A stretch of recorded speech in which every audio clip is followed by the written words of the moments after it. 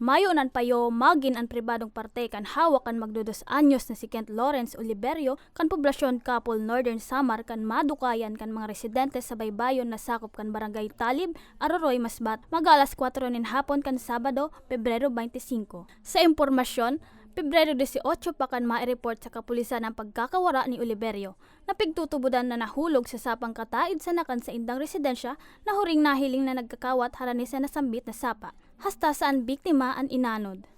Na ano po ito ma'am, nakita po ng mga taga-Sitio, Kalumpang, Barangay Talib. Pinagbigay lang po kay Kapitan, si Kapitan naman po, Linda Lim, pinagbigay lang po din dito sa barangay, sa amin sa police station.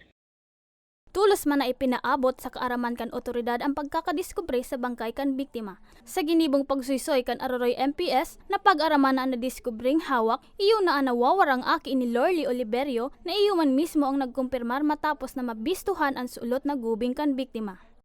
Bilang po WCPD rin po ng Aroroy MPS, pinapaalam ko po at pinapakiusap ko po sa mga nanay na bantayan po ng maigi yung kanilang mga anak, lalo na nga po itong mga si Kent nga ay baby pa kasi 1 and 11 months old pa lang. Nabantayan po ang kanilang mga anak na mapalayo sa mga disgrasya. Sa ngunyan, naiuli naman kan ina kan biktima ang bangkay kan sa iyang aki sa indang residensya. Para sa mga baretang tatak Bicol, Nina Valladolid, Bicol University Intern.